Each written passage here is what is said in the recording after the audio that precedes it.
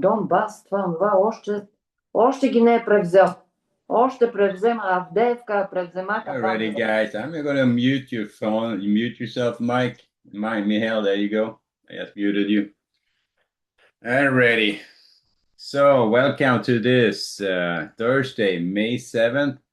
And we look like we got a market holding on to their gains.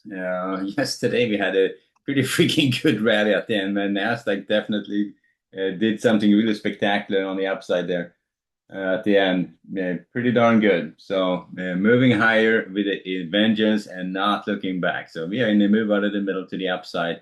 The ES back on it, back extending to the upside. NASDAQ back extending to the upside. They're looking past the rainy situation. So that's don't have to spend a lot of time on that anymore. The news we had this morning, or news which we have this morning. I checked the challenge job cut report. I didn't see a report come out on that. Jobless claims 8:30, productivity and cost at 8:30 as well. 10 o'clock we get construction spending. We have some speakers in the afternoon, but that's about it. So 8:30 and 10 we have news. Then of course going into tomorrow we get the employment situation. That's going to be a big deal for tomorrow. News for today, I don't think it's going to be massively moving the market by any means. I think the trajectory is still very much, as long as the market is in that risk-on mode, we are going to be taking this higher.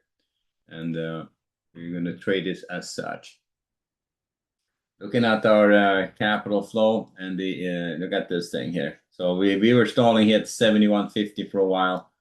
On the way up here, that was our first leg higher. Remember, we were down here at below the 7,000 for the longest time. Then by mid-April, we did a big run to the upside. We stalled at 71.50 for a few days.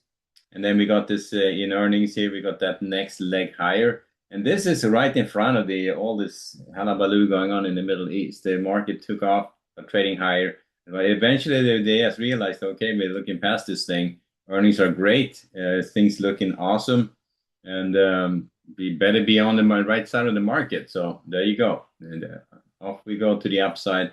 We are at 7,400 right now. So we extended 400 points on the upside on the ES. That's a pretty good move. That's a pretty good move to the upside. So I would not be surprised if we get some spot here where it cuts off the buying, but we're not quite there yet. So what we are looking for is exactly that, the spot to cut off the buying. In the meantime, we're just going to trade this on the long side of the market and see how far they want to take it. So we're going to wait for a trading day where they did not extend to the upside. So far, right now we have extended in the overnight. We're up at the 74.10s. Let's see if that's going to be, excuse me, a level they're going to hold or not. So looking to buy against that 73.90s, 73.80s, 73.65s.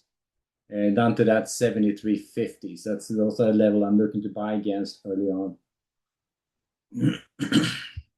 If they trade below that 73.50s, I think we may have a little bit more pullback than we want for just early weakness.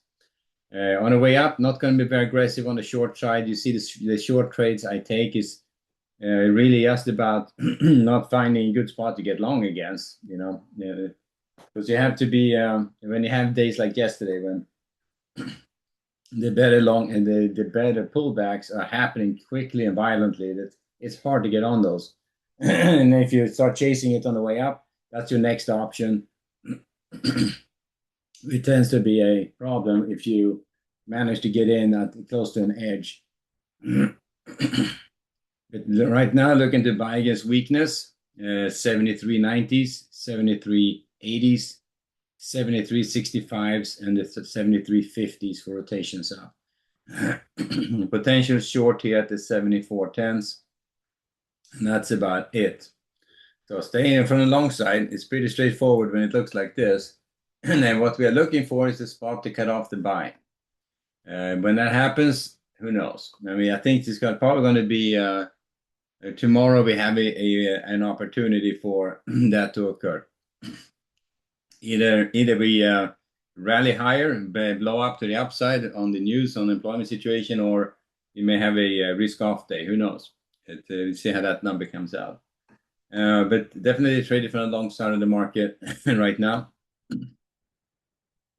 Nasdaq very much the same, even more aggressive. So Nasdaq obviously they can't just trade higher; they have to explode higher. So there you have it. They are absolutely on fire. So they took off. And remember when they broke out down here, they were taking off down here from the 26,000s up towards the 27,000. So here's where they really started breaking out to the upside. And you can see how these guys are, how aggressive this whole move is. They took off, they stalled a little bit, took off, take a little bit higher, took it a little bit higher. This is a small move out of the middle too. If you want to, so you can see how they just stall for a few days and keep going, keep going. And this feels very much like a blowout on the upside. It's like a parabolic run to the upside. So I'm just waiting for them to cut off the buying. When that happens, it's, as I said, anyone's guess. I mean, these last few days of running higher has been nothing but spectacular. And so you would have to expect a little pause or a pullback at one point here. But well, the market's going to trade higher until it finds a spot which cuts off the buying. Just because it looks pretty impressive on the chart doesn't mean that they can't take this even higher.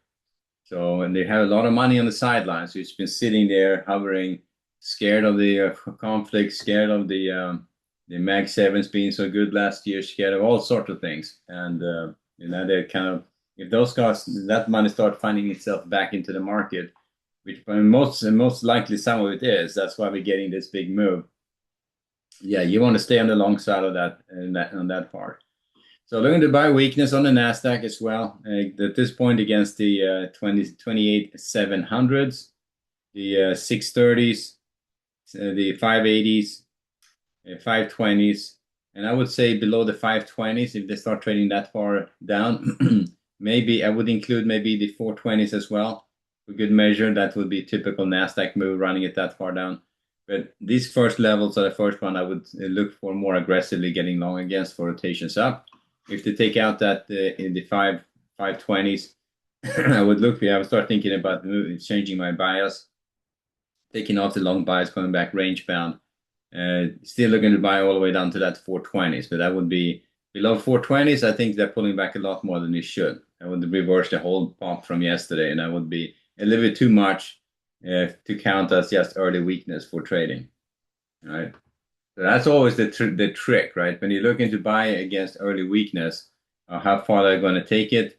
And if they take it too far, well, something else is going on. So that's always the trade-off. But right now, we don't have a ton of news to drive it. We had great earnings. Unless we get a curveball out of the Middle East, I don't think the trajectory is still to the upside.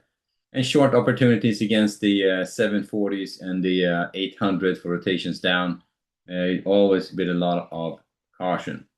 So what I was saying is when you try to get on a long trade on the pullback, I mean, if you're looking at the pullback like this on the Nasdaq or on the ES, they run it down here. This is not too crazy, but they run it hard down, and you're looking more like a V bottom. Very difficult to get on that kind of a thing. So if you miss it, trading it as you start reversing to the upside, now you find yourself running into resistance areas right away. And that's what always the difficult part. Are you going to buy into a high, buy into a resistance area? No, not necessarily. So you're looking to buy the breakout then, if you want to chase it, or you're waiting for a pullback and then trying to find good trade location, find a true range pullback, a tablet pullback, something to that effect, to try to get long for rotations up. So that's the best you can do. And it's I mean the time I take short trades is usually because you run up to resistance areas like this, and then when the pressure is to the upside and then trying to break out, usually that's part of a failure. So you will have always had small rotations there, which you can probably capitalize on. So you're not expecting big trades trading against this. You're looking at small scalps.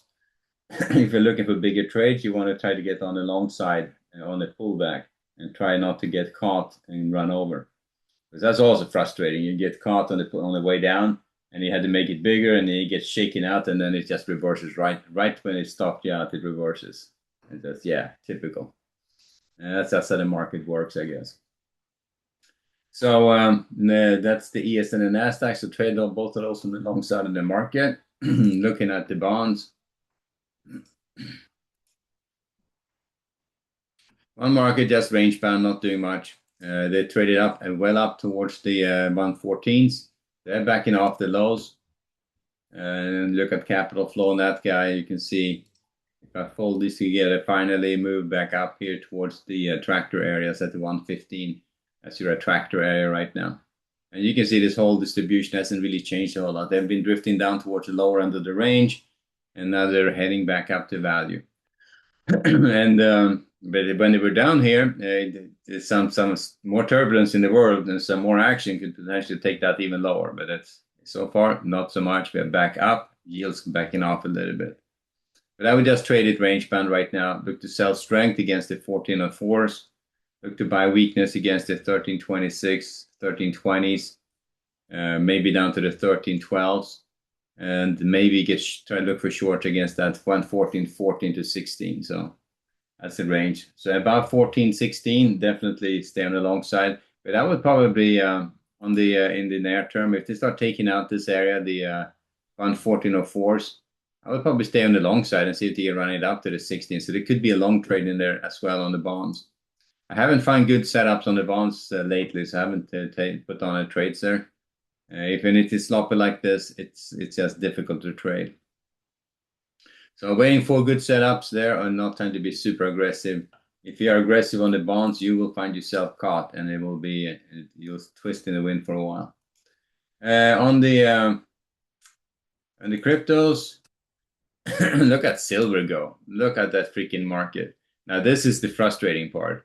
I had a long trade going here this morning, overnight. I bought down here at the mean, and the freaking guys, look at that, they low ticked me on that trade too. Knocked me out, and I didn't re-engage it, and they traded back up, but right away they traded right back up again. They're not too bad.